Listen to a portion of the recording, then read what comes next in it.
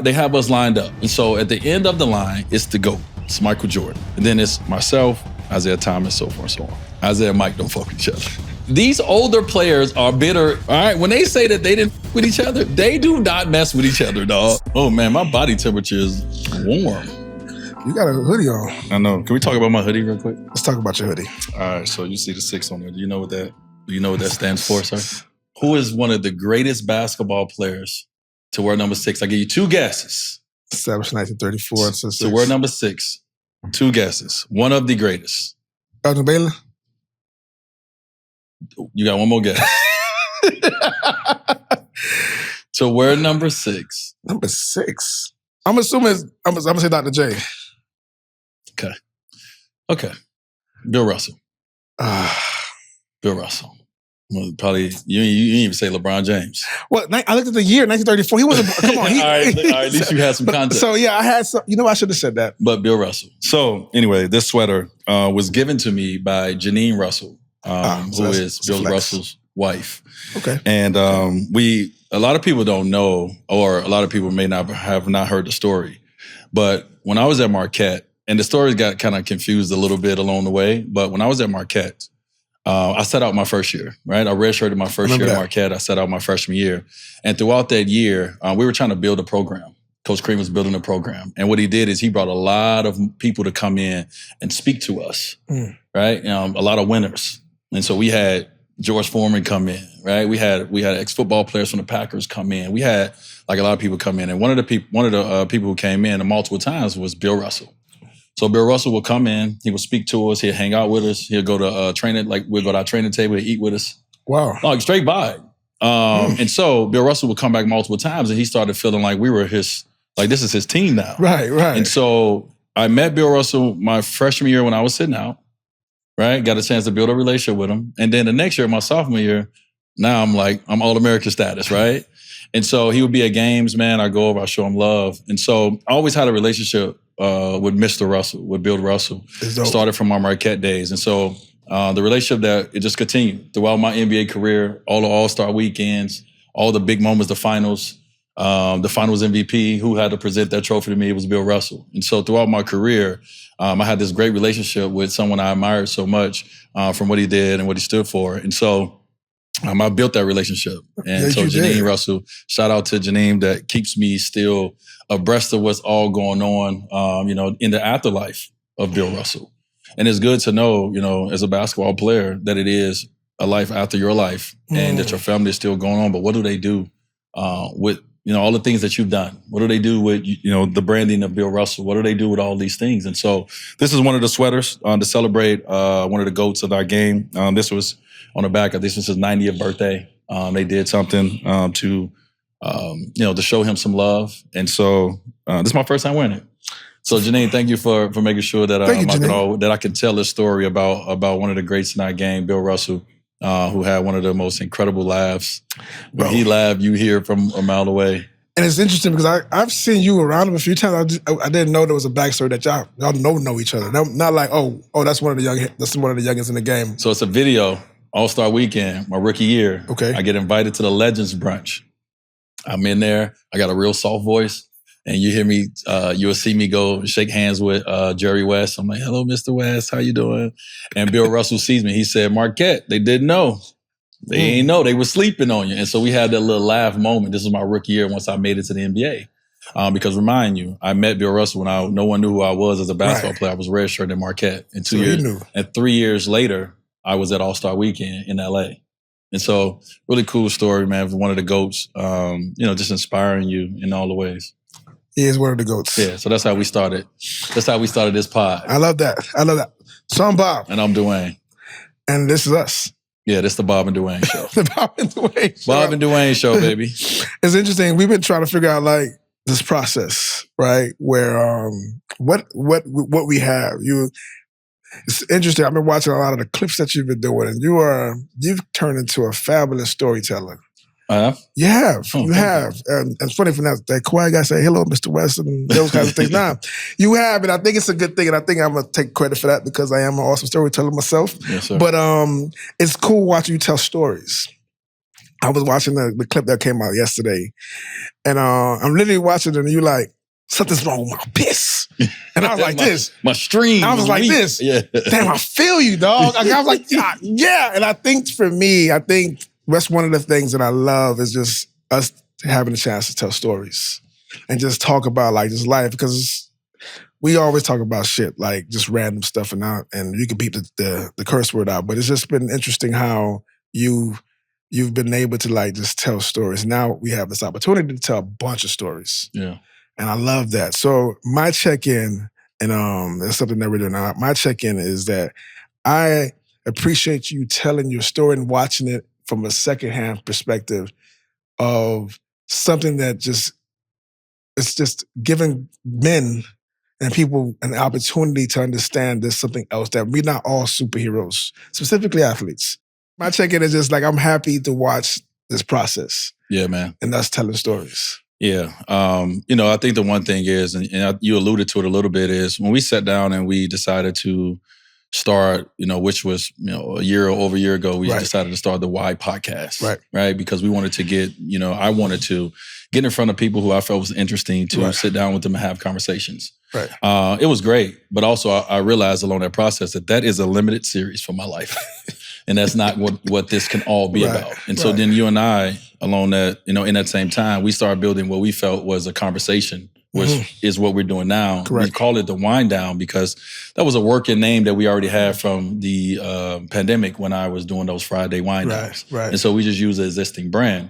And we thought we was going to be drinking a lot of wine. And then we started drinking all kind of things like water, coffee. Everything. And other things. Facts. And so, as we came into year 2 and we sat down as a team, one of our ideas was, we actually added more work to ourselves. We decided not to focus on just building a podcast. We decided to focus on building a network. Right. And so with that network, that means we need a lot of content. We need multiple shows. And so it's going to start with us. And so with us, we have multiple shows right now that we're trying to build. And I think, it can be a little confusing, but also I love the fact that your audience can grow with you. Right. You can see the evolution and the involvement in something and in someone. I love that. And so this is the main show that we've started with, was the Bob and Dwyane show. And it's to check in with each other, but it's also to, be able to talk about the things that is important for you and I as men in this world that we want to speak on. Right. And so I had the comfort that I had sitting on right here, obviously we was at the wellness, but the comfort I had in front of people I knew, you've been telling my story with me for, I don't know how many years it's been now? 10, 15 years 10, now? 15 years. And so I have a comfort with you as well. And I realize, and I have to look in the camera and say this, I apologize to all the people that, that are loved ones to me that did not know about my surgery. Because along the way, first of all, that's just who I am, right? Like I don't put my worries, concerns, or burdens on anyone. Right. And in the midst of it, you tell a few people, and you don't want to, you don't want to be telling everybody because everyone has something going on in their life. Even the moments you're like, all right, I'll tell you today, and then something happened in their life, you're like, I'm not piling on. Right. But then at the same time, when you meet people, you don't want to always talk about the negative. You want to get into some of the things that make you guys laugh and smile and love being around each other. And so I got a call from my brother UD right away when it dropped. Like, you didn't tell me about this. And I had to apologize to him because it wasn't for anything more so than like, man, I'm just trying to handle my things over here. And internally as my family, we kept it real tight. And that is my brother. That is my family. And so it's a lot of people who reached out to me that, felt the way, but also too understood. Of course. And so, but I say that to say, I felt so comfortable, Bob, sitting here telling you about something that I dealt with that was very personal, to me. You guys were there. You guys saw me after recovery. I remember. Y'all came to the hotel, right? We had a group of people show up, and I was out. Like I was down. Yes, and it's funny because you don't have a dad bod yet, but you don't have a dad bod, and so you take care of yourself, and that's something that's admirable, right? And then you doing those things, and you move with purpose. And you was not moving with purpose. You was down and out. And mind you, I've had surgery recently prior to that, but I know you was effed up. Yeah, you know what I'm saying. But and mind you, at that time, we didn't know how bad it was. You know what I'm saying. I know for me, it was like something that's there we don't know, but at the time we still had to find out what was like really there. Yeah, we still had to wait weeks to find out what was if it was cancerous or not. Yeah, and so that moment it was like, all right, we on the other side of the fact that because I'm at the end of the day, anybody who's done surgery, the fear that you have is when they about to put you to sleep, and they're gonna put you to sleep, and are you gonna wake up? Mm-hmm. So you putting your faith into somebody to say, hey, the anesthesiologist, like, yo, listen, you're gonna be able to do this forever. How long the surgery may take? Because if you think about it, someone's controlling your sleep for however long, and you have to have faith that they're not going to fuck that up. Yes, brother. It is scary. It is very scary. And I said that in the episode. I said, I told myself before I went over, if I come out of this, I got to come out of this, and life is going to be lived a little differently. Yes, I remember that. I remember that for you. In good ways, and also too in other ways that some people might not understand. Right. Because when you feel like, when you face that moment of uncertainty when it comes to, your life, but and this was not a knee surgery or something that I've done before. This was now y'all about to touch. I'm about to get into my vitals. Yes. And I don't even know, like I don't really understand it all the way. I did as much research as possible, but like I don't understand it yet. I gotta wait till after the fact to get more information. Right. So it was a very, very, very scary time. And in the midst of that, man, I just, I am who I am. Right. And, I know everybody wanted to be here for me and be there for me. And I'm very selective of how I decide to do that. But even sharing it with the world, and when we did, like we talked about what would be the right time. And it wasn't for anything more so than, hey, you know how I am. If I go through something, if I experience something, I feel that it's a responsibility for me, not everything in life, but certain things is a responsibility for me because of this microphone right here that I have to be able to share it. And knowing that there's so many others that will and are dealing with the same thing. We're no different. Ultimately, we're all human beings. And we have an exterior and an interior. And so I just wanted to share as a 43-year-old man, this journey of the interior.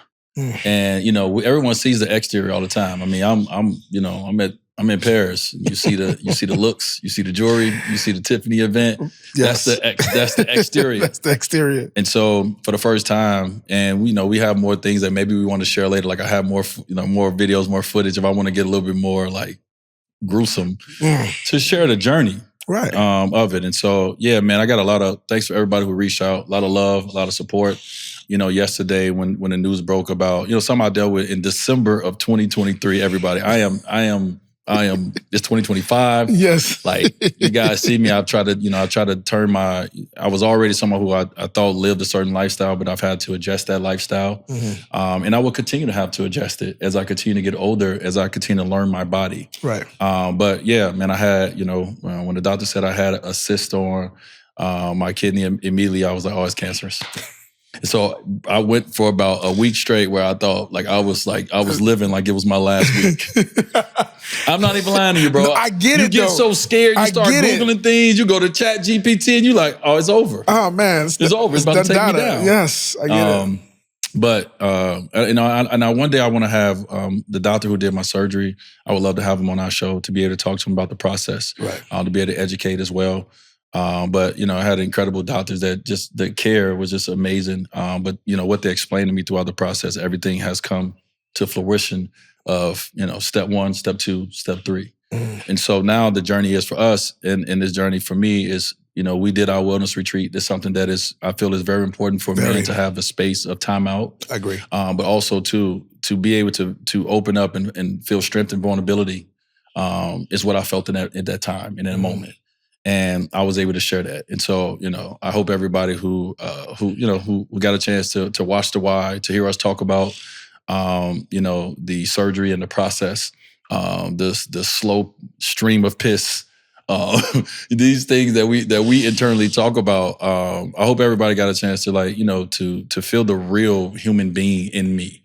I think a lot of times we're, whether you're on TV or you're on billboards or because you have money or because you're this and that, people don't view you as real. It's real, right? Like it's this blood of my blood, flesh of my flesh over here. Right. And I'm dealing with real life things. And so I'm just sharing it because I know I'm not the only one and I will not be the only man that, exterior looks pretty good and interior needs some work. Well, man, I thank you for sharing that. I know it took I don't think y'all understand how hard it was to get him to just agree to do it because you're very private at the end of the day. And for you to say, all right, I'm going to share it. And then even with us putting it out and trying to bring out the information, you was like, it happened. It's my life. I don't got to have, I don't want, I'm not trying to be a showcase to share it. But we were like, yo, people really need to know. And I know, so I commend you for being, not necessarily brave because you obviously went through it, but more so be willing to share this. You know, so I think a lot of people, when I looked at the comments, were like, man, I appreciate you sharing that. Yeah, and that's dope. And that's dope, man. Yeah. So, you know, it's crazy. I was just thinking earlier today, I was like, man, you know, I went to a point where like my scars was so ugly to me. It's crazy. Like I'm not this, like I'm grew up with scars. Yes. Like if you don't get scars in Chicago in the hood, you ain't tough. Like Facts. you gotta have some scars. Yes, I'm with you on that. You know what I mean? And so, but these scars, it just felt different than any other scars that I've ever had, you know, by playing sports or in life. You know, these scars felt a little bit more real. And so like for a long time, like you know me, I love to take my shirt off.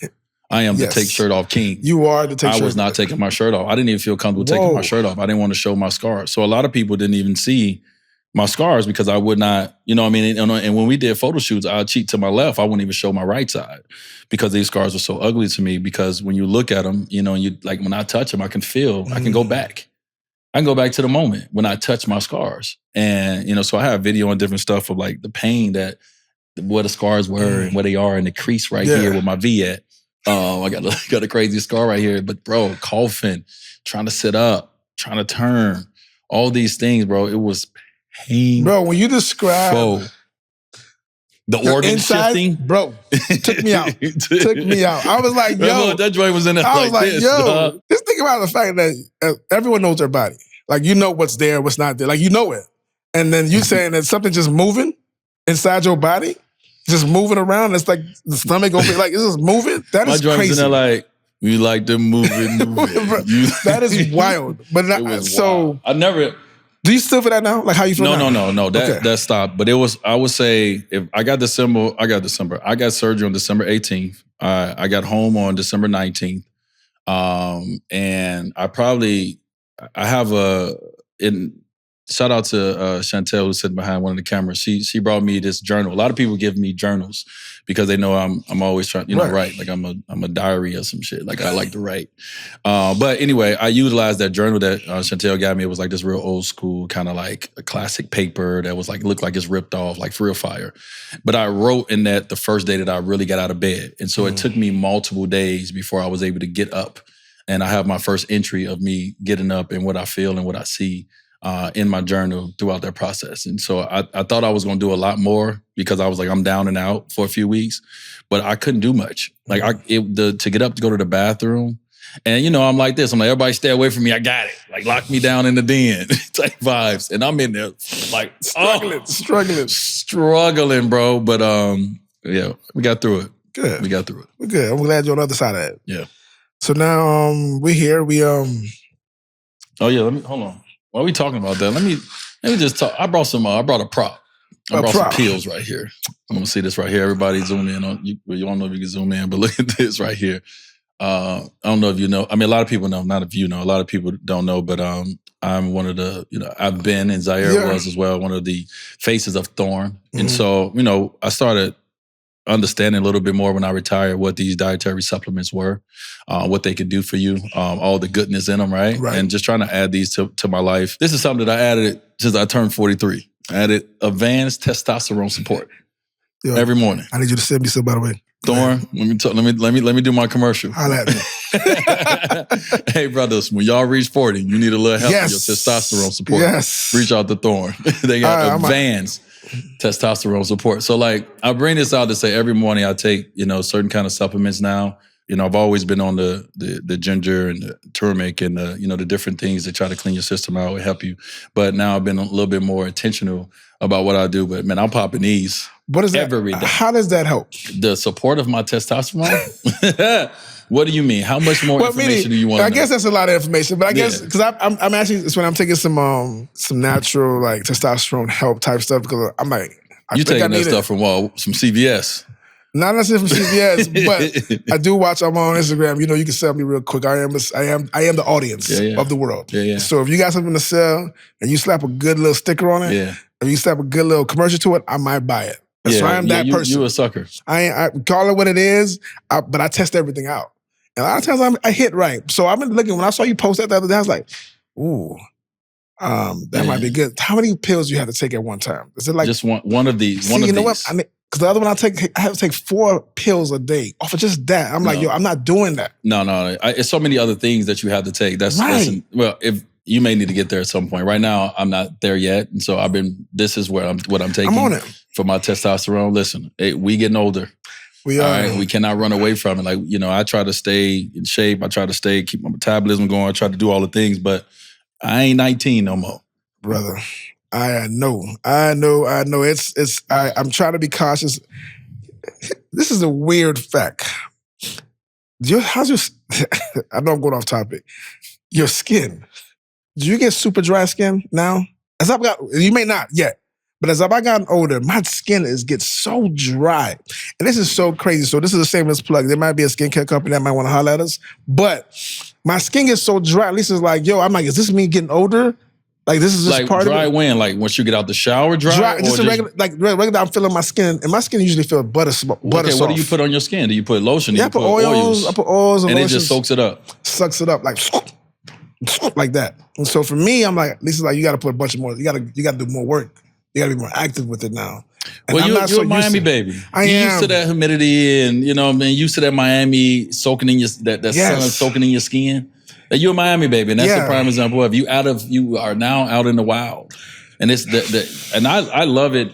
And so what I love about this drier climate that we're in is like when I lived in humidity, and I love Florida, but when I lived there, like I broke out more. I have oily skin.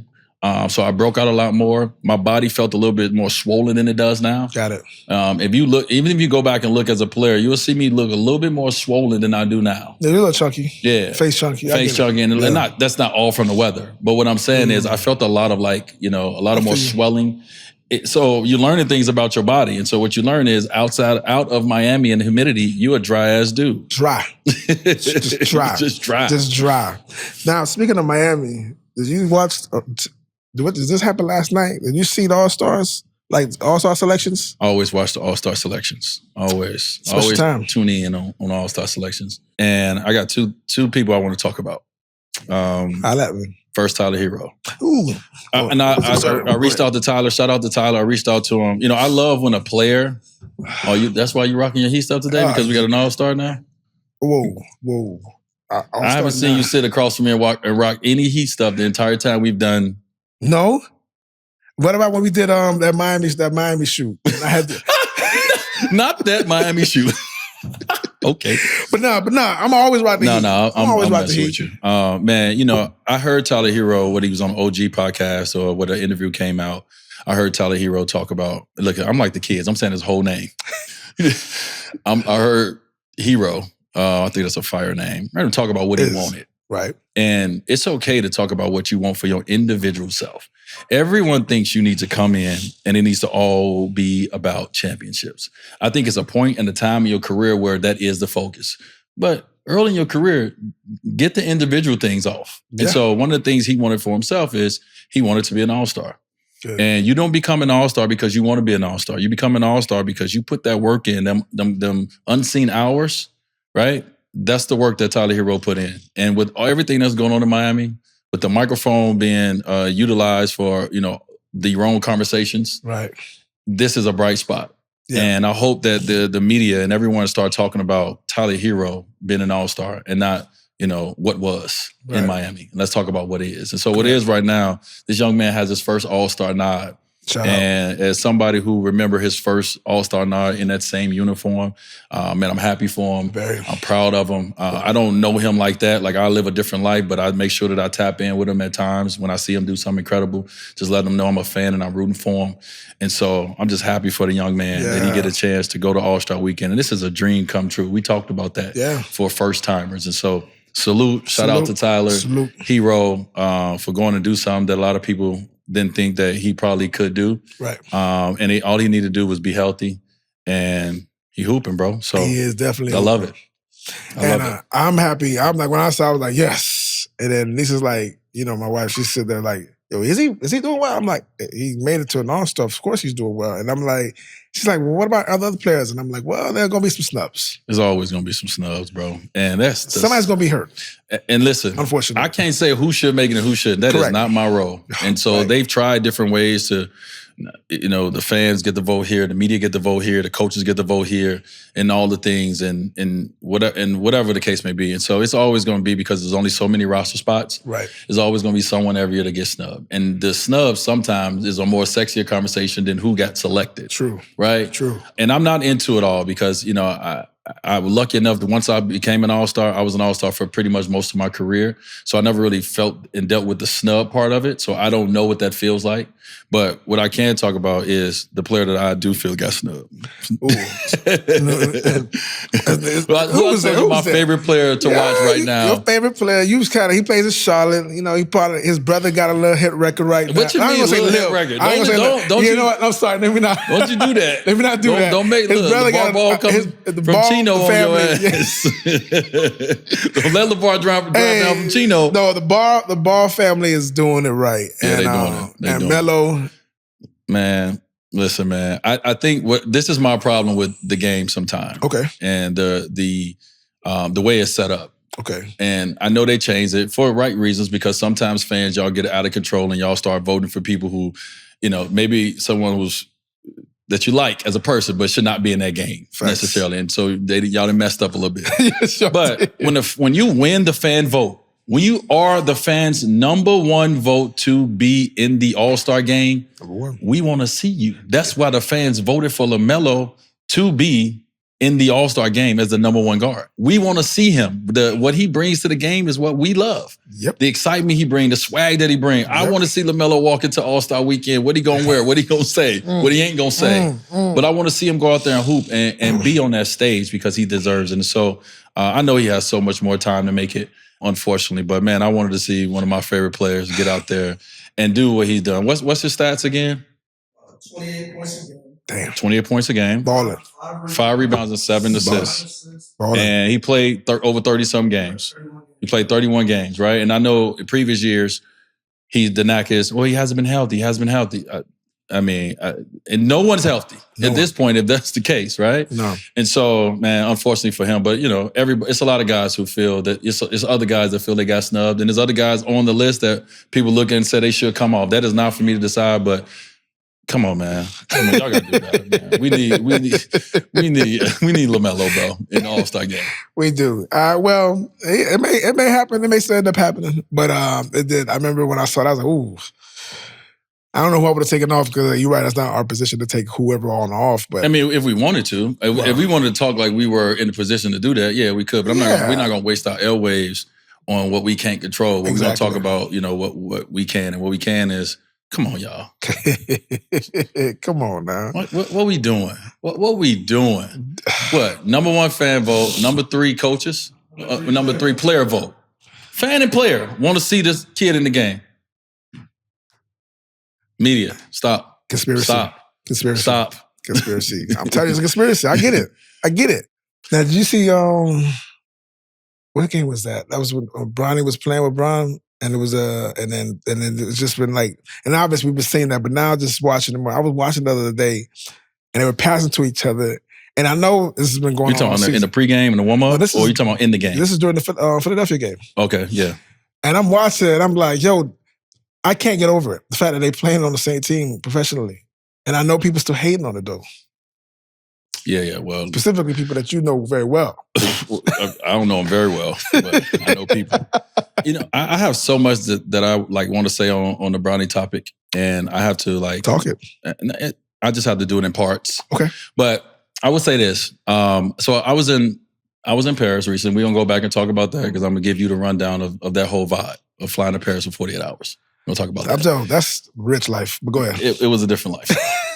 But I was there, and, you know, I got a phone call, and my phone call was from Stephen A. Smith, right? Okay. And that's Stephen A. and I, for a long time, we've had a good relationship back and forth. And that good relationship doesn't mean I always agree with what Stephen A says, right? Okay. Doesn't mean we agree on what each other says. There's been times where I said something on TNT and Stephen A called me. He was like, I don't agree with that. I love that. These are conversations we should be able to have. We should be able to agree to disagree.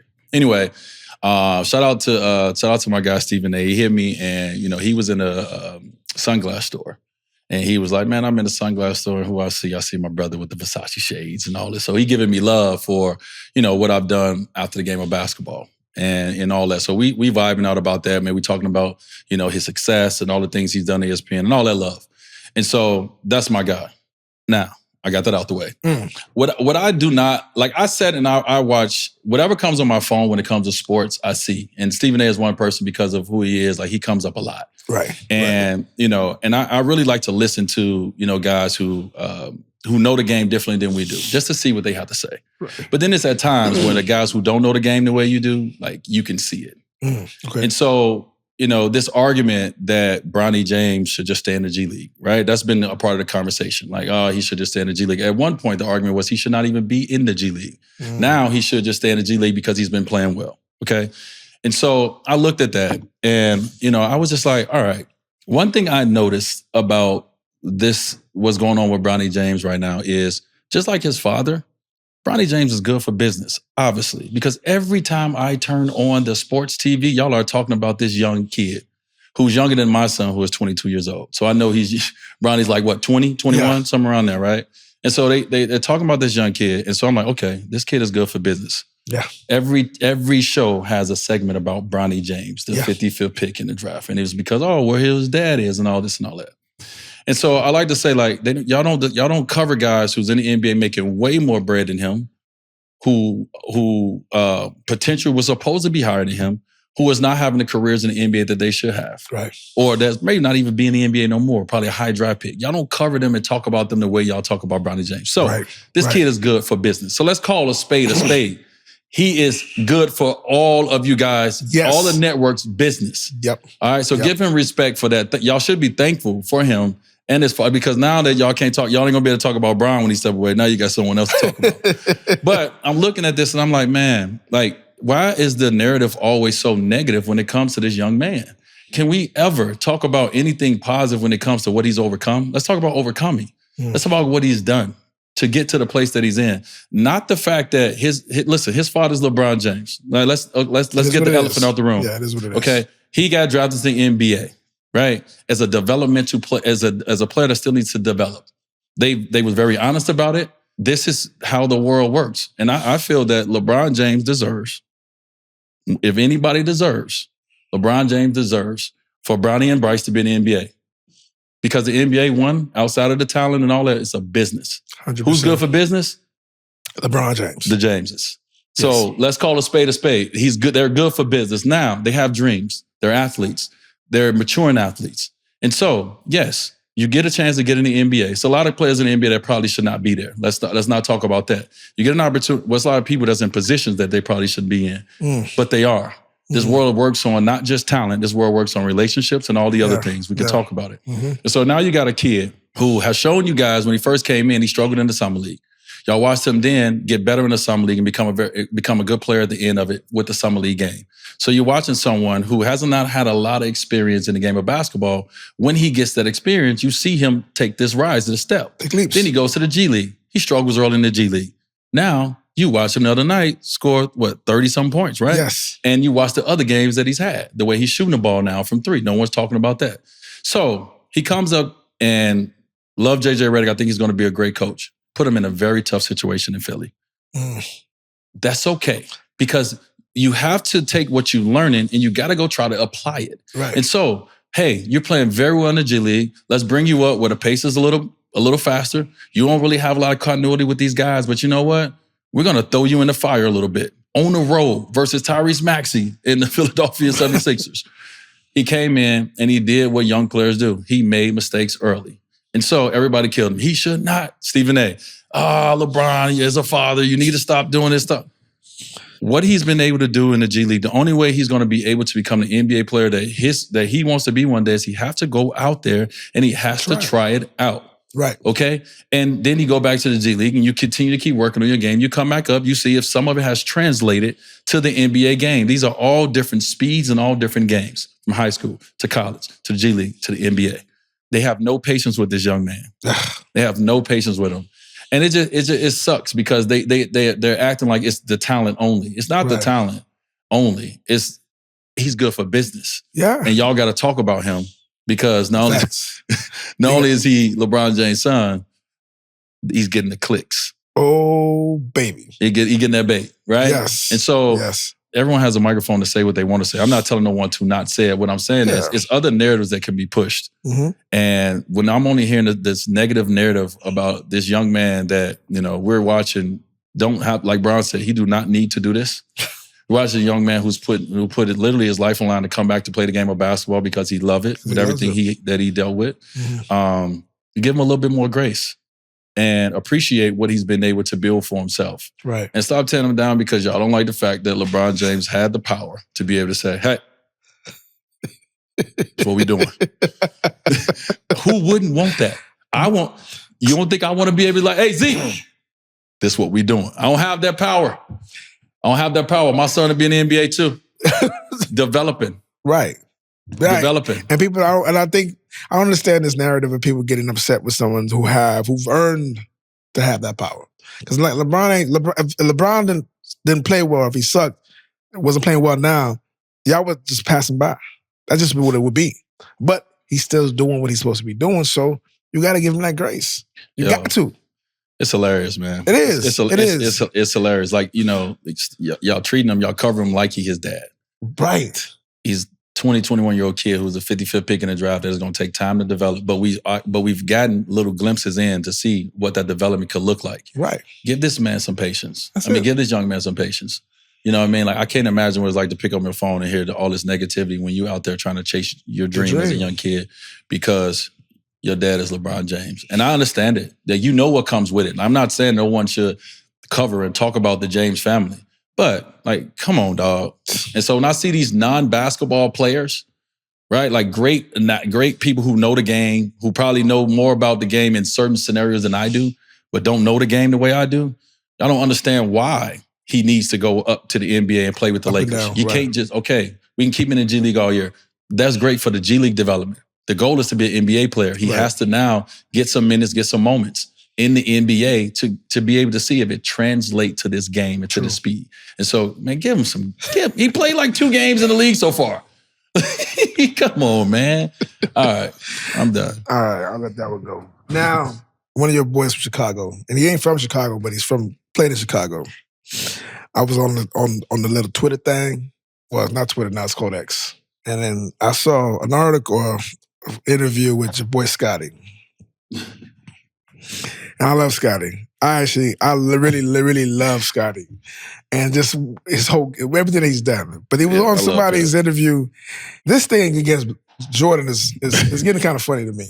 Because he says on his chat, and I don't know if anyone saw it, but he says on to this one guy he's talking to, he said, if Dominique played with me and then Jordan played in Atlanta, I still have 6 rings and Jordan now only have 3. That's your man's. All right. Chicago. All right, yeah, I got a different take on it. I feel First, is that gonna happen? Sick. Y'all looking at it wrong. I feel like Scottie Pippen has done an amazing job of marketing himself. Okay, I'm with that. Okay, like let's go back to The Last Dance. It wasn't about Pip. And, we all know that, obviously, Michael Jordan and Scottie Pippen. Right? We can go Dennis Rodman. We can go all these other players. All that. When you think about the Bulls and they 6 rings and Michael and Scottie. Okay, so that was about Scottie. Scottie was hot. Scottie came out. He was hot. He was. I remember that. How he was portrayed in The Last Dance, right? I remember that. And right or wrong, that's for them to decide. But Scottie Pippen has been doing an amazing job as someone who did not walk away from the game with what Jordan walked away from the game with. And, he still has to go out here and he has to build his life and his brand and everything. And, sometimes when you have to do that, you got to utilize your platform to do that. Right. Scottie has all y'all talking about him and all of us talking about him. Yeah. And he will say some controversial stuff. I've heard him say Jordan was the greatest, LeBron was the greatest. And now I've heard it too. But you know what? Every time he says that, he controls the airwaves because he understands a certain conversation that people talk about every day on the sports show. And there's two people who's been covered my entire basketball life. And his name is Michael Jordan and LeBron James. So I look at it and I laugh. Like, I'm like, oh, Scotty on Scotty. He's doing the Scotty. But Scotty about to drop a bourbon on y'all ass. he about to drop a strain on y'all ass. He gonna drop a book on y'all. He gonna drop. So I'm looking at Scotty and I'm like, Scotty, okay, I see what you're doing, right? From that standpoint. That's how I look at it. Like, I've saw the flip and the flop. I don't understand the flip and the flop, but I look at him like, ooh, Pip, I see you. I see you getting that attention over on you. What you dropping? Let's go. Scotty, we live in the same neighborhood, right? Okay. Luckily, I'm able to see one of the icons, idols throughout this California life. Like, whether it's at the golf course, whether he charging a Tesla, or whether we're at the same. You know what I mean? When I go over his house doing trick or treat and get some chicken fingers that he had outside from Raising Cane's, right? Okay. But in the midst of it, man, when you get to this point and you look back on the game, you realize that saying it is one GOAT and people trying to make you say it's one GOAT, it's tough. But when you start talking about a player over and over and you start comparing and this and that, that's when you get a mellow say, hey, Pip, and leave Bron leave Bron alone, right? So I look at it different, dog. Like, I think everybody take things a little too serious. That's my perspective when it comes to things. Fair. And so I look at Pip living his life, man, doing this thing, and and he playing with y'all, bro. So keep going, Pip. Do your thing, man. Listen. If Jordan's not worried, no. You think Jordan's worried? Not at all. Let me tell you. Let me give y'all story time real quick. All right. So we all talk about the moment that Michael Jordan came into the top 75, right? How Jordan came in and everybody was just like in awe, right? Like you could tell the aura of Michael Jordan, right? Yes. Like, you've heard multiple players that's on the top 75 tell the moment Jordan walked in. Yes. Okay. Let me give you another story time. These older players are bitter. They don't like each other. All right? When they say that they didn't fuck with each other, they do not mess with each other, dog. Still. Like, our generation, we mess with each other. That's why they called our game, our generation was soft before, now this generation is soft. Like, every generation, everybody feels softer, right? But they don't mess with each other. And so I'm sitting here. This is a moment. We're about to get called out. Me, and they have us lined up. And so at the end of the line, it's the GOAT. It's Michael Jordan, right? Next to him, because we're going in position. So let's go Magic Johnson. Then it's a space for Kobe Bryant. And then it's Steph Curry. And then it's myself, Isiah Thomas, so forth and so on. Isiah and Mike don't fuck with each other. And I've always heard these stories, but I ain't never witnessed it, right? So I'm sitting here next to Steph, and me and Steph geeking, because we like, that's Mike and that's Magic. It's big. Like, we big, because we sitting there like, moment. Mike and Magic right there, right? Like, we geeking out as basketball players. And then I'm looking at Zeke, right? Love Isiah. Before, I gave Isiah the nod as the greatest Chicago basketball player. Now, obviously D Rose, from the city, like we gonna give him the new generation nod, right? I'm looking at Zeke, and this is a moment of celebratory moment for us. We about to get caught on the stage as one of the top 75, baby. Like, let's go. Let's go. Zeke hot. Zeke got his hands like this. Zeke shaking. I think Zeke talking to himself, right? So I'm a little messy. And I walk up, I say, Zeke, what's wrong? What's up, bro? Back down. So I turn, I say, y'all still beefing? They did not speak. They did not, like, we right here, they right here. It was no conversation. And my guy, Mike and Magic back there laugh. And I know it's making Isiah even hot, because Isiah ain't got his road dog with him. He ain't got nobody to laugh at the jokes that he said. You know what I'm saying? I'm looking at this, I'm like, these older players are still bitter at each other, dog. They hot. They hot. They grumpy, man. They grumpy. So with that being said, man, this Scotty stuff makes sense. They all are still eternally beefing. Like, if they can put some gloves on the fight, I think we'll see a lot of them be like, yo, line it up, bro. Let's go. Like, it was a different NBA back then. It was. And so they carry that still, where I feel like that clip that went viral, Michael wanted some of Magic. Put your sneaks on. Like, they still carry that in all the ways. And so, bro, I say that to say, like, well, Pip makes sense. That's just the generation they come from, man, where they... No, they want to squabble up. Bro, they hold it. Bro, they hold it forever, bro. I think Zeke want to squabble. I think he want to scrap, I know bro. bro. I look at it and I just... because obviously coming from that generation, you watch and you like, come on, Pip, come on. Like, imagine Pip, believe me, he don't get it without you, but come on, don't make it like don't make it like that though. Yeah. Like, come on. So when I saw it, I was like, but now I get it now from you laid it out for me. That's just my way, man. That's just the way my brain and how my eyes look at things. I'm gonna roll with that. I think I like that. I think that the narrative that is pushed is the narrative that we always gonna push. And it's something there, right? And no doubt about it. But also too, you gotta understand some people are smarter than you think. And you utilize, certain tools to get the things that you need and you want. And keep talking about Scotty. I can't wait to see what he dropped. All right now. Now, your cousin has been balling. Yes, sir. Yes, sir. Yes, sir. So I got an opportunity this year. My mom has been sending me video of this kid that was a family member of mine that lived in Mississippi for a very long time. And my mom has done that through my entire life. Every kid that's played basketball has been a boy in our family. We haven't had a lot of girls play basketball. So every kid that's been a boy in our family that's played basketball, I've gotten video of them. Kenny, I've gotten video of Kenny growing up. Dan, Mike, everybody played. My mom was like, they looking for the next one. So anyway, I get this video over my lifespan of this young man, and they live in Mississippi, and I've never got a chance to know my Mississippi family. My grandma, Willie Mae Morris, from Jackson, Mississippi, around that time migrated to Chicago. We just gonna leave that story there. And so anyway, once my grandma passed away, my mom and her sisters and our family has been doing an amazing job of trying to connect to our family, and to our extended family. And so they connected to our extended family in Mississippi. So Josh Hubbard is who we're talking about. He goes to Mississippi State. He's a Mississippi kid. In high school, he was the all-time leading scorer in the state of Mississippi. Bucket getter. Little dude. Bucket getter, right? Yes. And so, man, just being able to watch him, I got a chance to meet him for the first time this year. We went to Texas to pull up on them. They played SMU. Got a chance to get my first time meeting. And we've been talking for years, DMing back and forth. I've been trying to stay out of his limelight because I don't have nothing to do with this young man's career. Got an opportunity to meet Josh, and it was a great moment for our family. We got a chance to, not just Josh, the entire extended family. Mm-hmm. And it was just a beautiful moment for us. We did it around my mom's 70th birthday. It was kind of like, part of the surprises we wanted to have for her. And so anyway, long story short, man, he's one of them young men who could fill it up. And the other night, man, he was playing a number 4 team in the country, which I think is Alabama. And bro, he had 38. Ooh. And it wasn't just a 38 that when you see guys who hit 10 threes, 38, where you're like, okay, I'm bored with this 38. It was getting to the money 38. I'm talking about tray balls. Big shots. You got to look at the score. You got to look at the time. I'm talking about getting to the cup, finishing all kind of ways. Boom. Bro, balling. And man, I want to give him some love on the pod, man, because he's obviously chasing his own dream. Right. Now people know he's my cousin. But once again, I have nothing to do with this young man besides being a figure in the family as someone who has done it and can make it.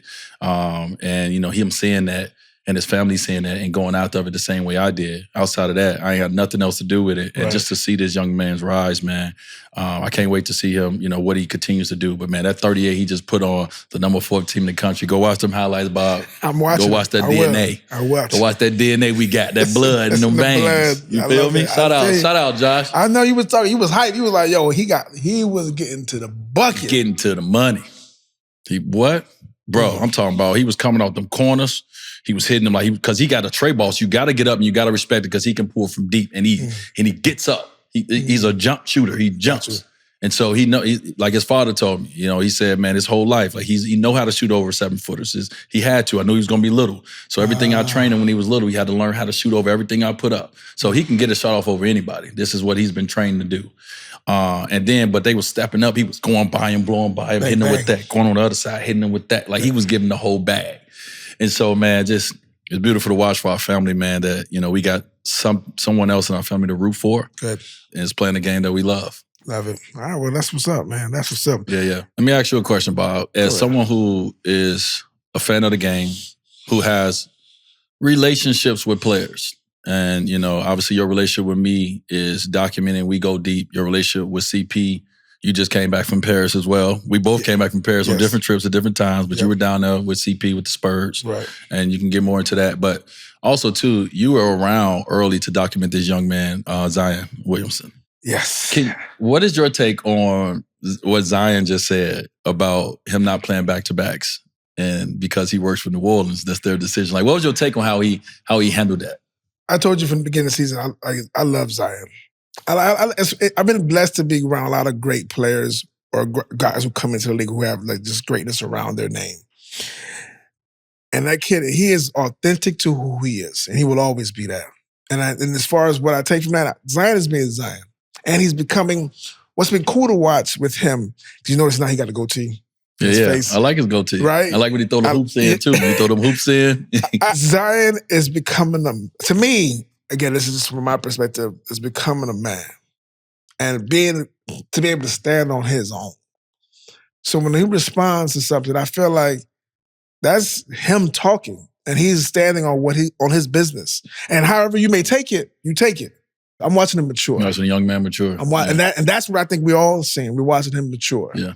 And I'm looking forward to see his journey past that. So I know y'all was talking about it earlier, and it was like, yo, he has a sarcastic kind of way of sometimes talking a little bit. Yeah, but I like it. He has his own style. Yeah. Right? He got his own style of how he addresses the media. Yeah. When he addresses it in press conferences and so forth. It is funny. I be dying. Me too, bro. He be like, the way he be like, so he'll ask a question to somebody asking him a question. What do you think about that? Yo, and that's just him. Hilarious. Yo. And so, to me, Zion is good for the game. Yeah. I love him growing into who he's going to become. I'm not sure where he's going to. I don't know if he's going to play this whole time in New Orleans. He may or may not. I don't know. And I like to see him talk. I like to see him be who he wants to be. Yeah. And I just think this is just the beginning. Yeah. What you see right now is just the beginning. For sure. It's going to be, because that's just him. Yeah. I think we don't get a chance to see Zion's personality a lot. We don't. Right? One, elephant in the room, he's been injured a lot. Right. And so the narrative has been all about his injuries. Right. It's not a surprise. He's an explosive player. This is what comes with being explosive. Right. Unless you get that knock on wood gene that some people got. Everybody don't get that knock on wood gene where you can go through and be an explosive player and not have certain injuries. And so this is a part of his journey, right? Right. And so that is, once again, that's the only narrative that's pushed. Not saying it's the wrong narrative, but it's multiple narratives that can be pushed. And so I look and hope that this young man eventually turn the narrative around for himself, because when he plays the game of basketball, when he's out there, he's unstoppable. Bro. He's unbelievable. The way he plays the game, and is unorthodox in a sense. We don't see it. Like, I'm not saying we haven't seen an explosive player, right? Like, we've seen throw it up there and I can go get it from Sean Kemp. Right. A lot of players that Barkley, Blake, right? A smaller player who was. So we've seen this before, but what I loved about watching the way that Zion handled that to the media, one is he did it with a smile. Yes. Right. Two, you're like I said, we don't get an opportunity to see him a lot, and so when you see him, to be able to see that he's smiling, man, that he looks refreshed, he looks happy, even in times that that are perceived as not so great times, like he's not playing because of back-to-backs, right? We want to see him every night. He's not wearing that on him. His response back to it was like, hey, I want to. I think I physically can. Now, I'm an employee. My employer said, you should not do it, because they're looking at the history. And the history is, I've had injuries because of this. And I just love the way that, that was like he went to PR school and handled it the perfect way. He didn't run away from it. Nope. Okay, I'm not playing back-to-backs, guys. I would love to play back-to-backs. I've been working my butt off to be here. Look at the shape I'm in. I done heard all the criticism. I done all the things. But y'all see when I'm out there who I am. But the New Orleans Pelicans say, I should not do that, because it has not been well overall as I try to get my body to be able to deal with the NBA rigors. And so I just love the way he handled it. And every time he does an interview, man, I think we get a chance to see his personality just a little bit more. And, we started to look at, we can get a chance to know Zion and get away from, just the kid who we thought just was a phenom who dunked the basketball. Right? He's showing us different elements of him. And so the way he handles his interviews, man, I'm always here for it. I love it. I filmed him for a little bit when he was doing the draft process. And he had this saying, the stuff I used to always tell him, and it was so cool just to watch him work. I said, for me, my biggest thing with him that I used to always say, he was like, man, I got to put the brown ball in the hole. That's how he That's how simple it is for him. So however, is to get the brown ball. That is what his stepfather told him? Put the brown ball in the hole. That's the only job. That's your job. It's the only job. Put the brown ball in the hole. And you see that's how he plays. So it looks a lot of times as whatever I got to do to get it to the hole. He's going to get it there. I'm going to get it there. Yeah. And so he's going to be all right. He's going to be all right because that's the way his game is, because his job, which he knows how to do, which he knew from the minute he stepped his foot on the court. I got to put that brown ball in the hole. Yeah, whatever color you want to call it. I don't think it's brown, but go ahead.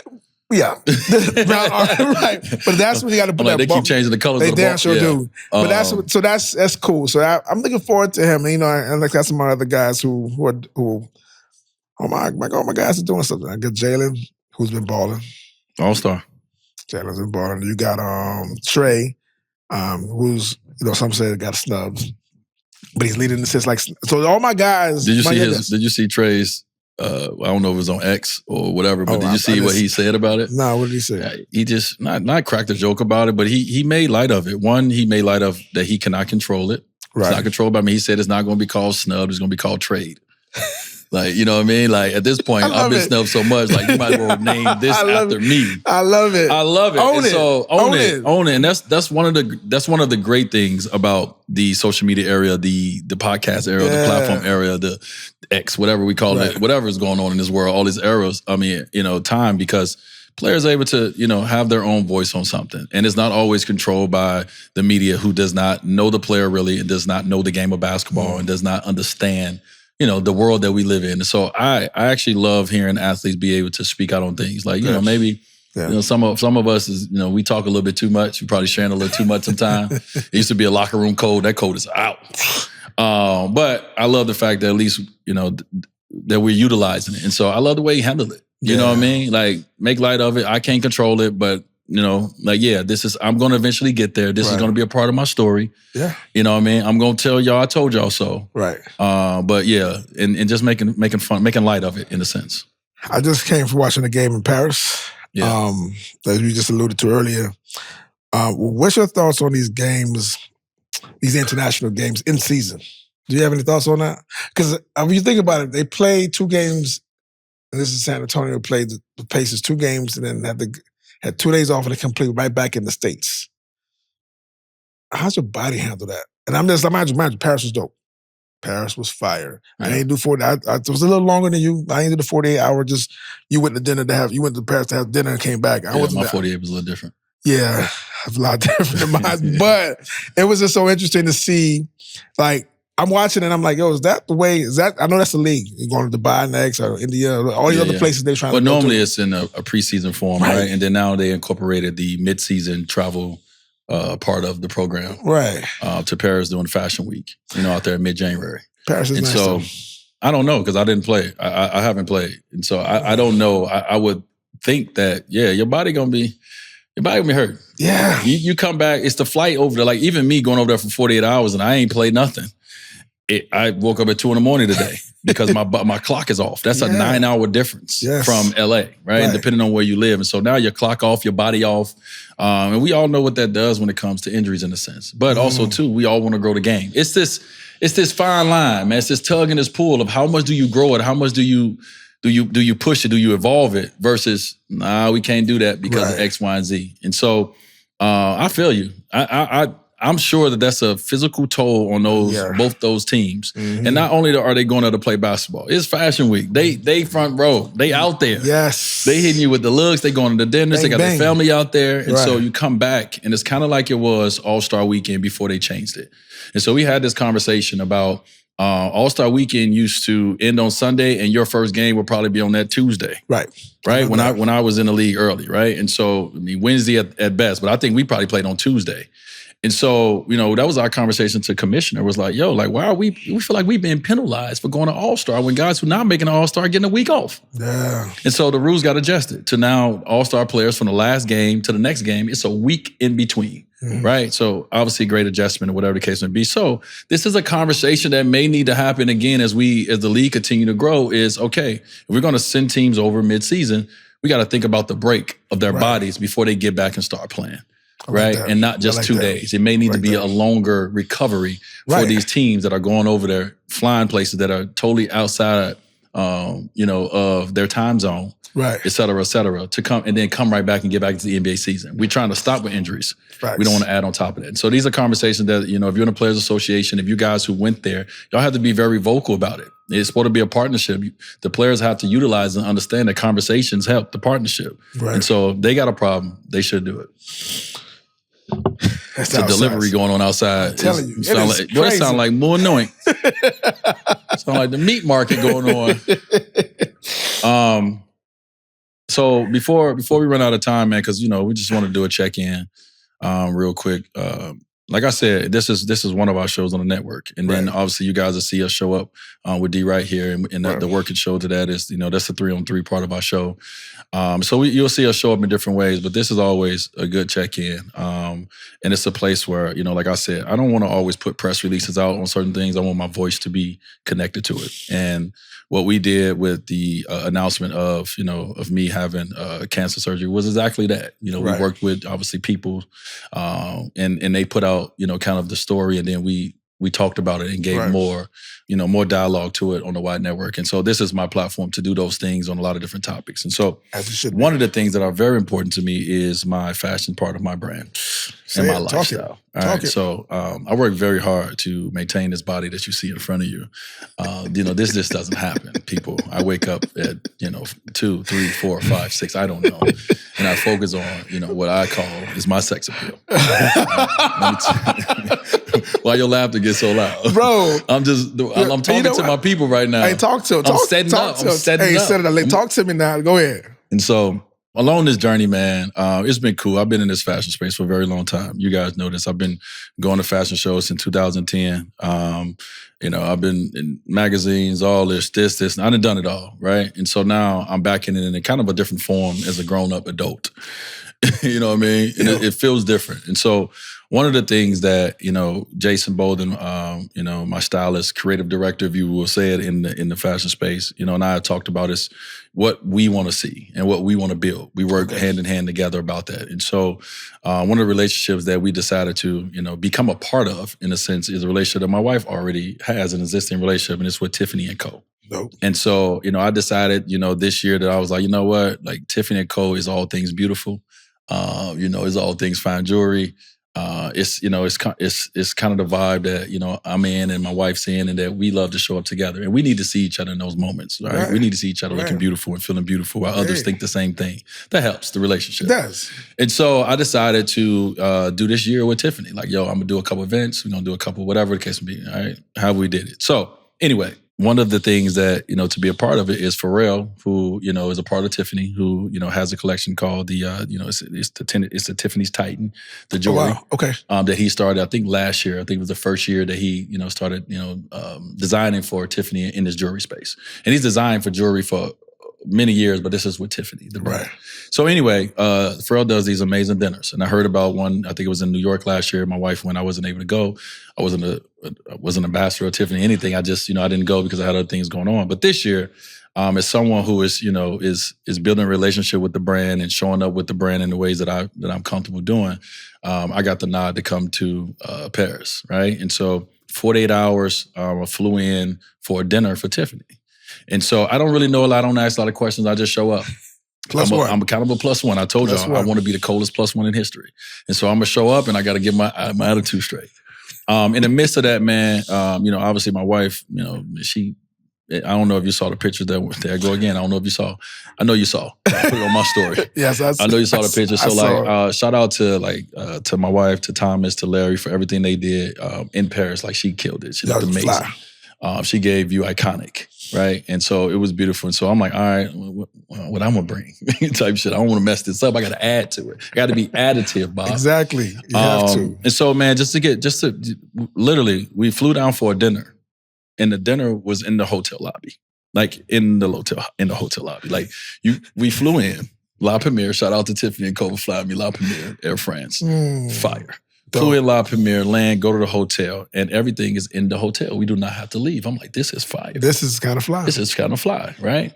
And man, to get dressed and to go downstairs the elevator and to walk into this beautiful dinner hosted by Pharrell and to see people that he invited personally to come and sit and have dinner with him. Literally, we all sat and had dinner and had conversations, and then we left. And I was like, oh, this is fire. That is. Like, listen, I keep telling y'all, man, women have been getting away with this for years. I am excited to be a man that they think deserves to come and get treated like that. You want to talk about, I ain't have to pay for nothing.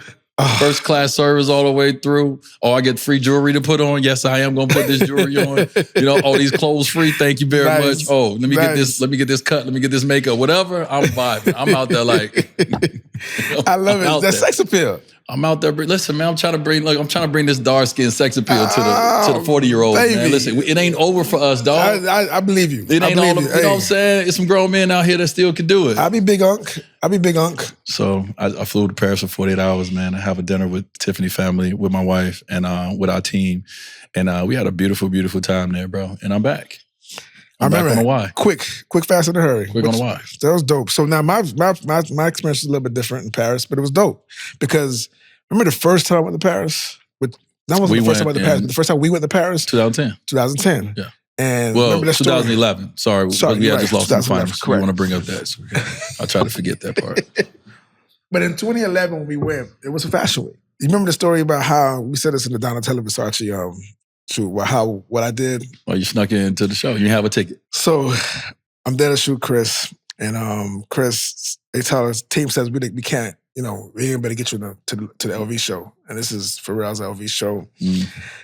And I get there and I'm like, Bob, are you gonna make it to this trip? Because we were still doing stuff here. So I'm like, I'm gonna make it. I'm gonna be there in time. And they're like, well, we can't get you to the show. And I'm in my mind, they're like, and they specifically said nobody else can come in but Chris and Jada, Chris and his wife. So I was like, okay, that's cool.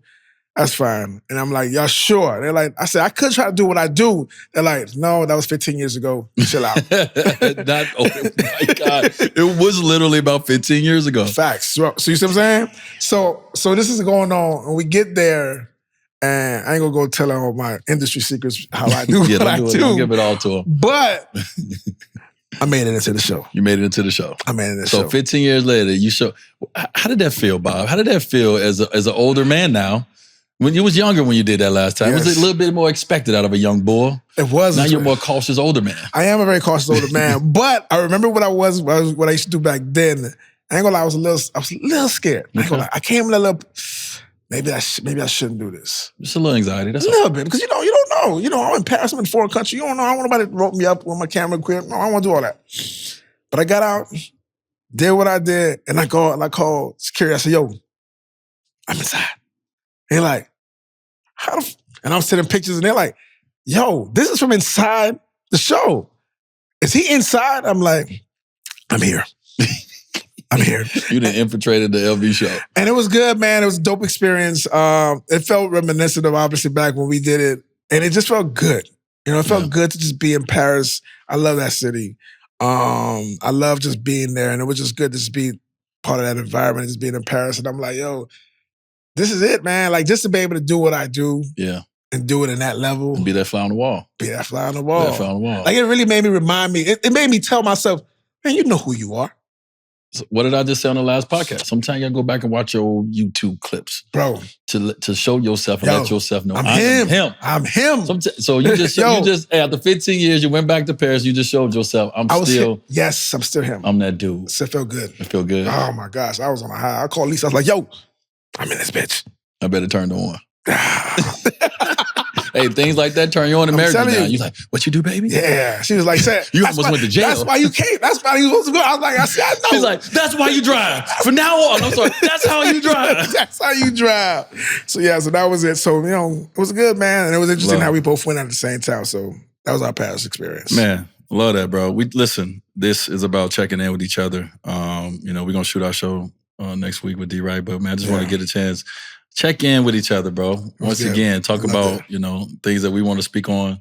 And I'll just talk about our experiences. And so to continue to go through this and have these shared experiences is dope, my brother. So dope, man. Dope indeed. Dope indeed. All right. I'm Bob. And I'm Dwyane, man. Thank you guys for tuning in to the Bob and Dwyane show.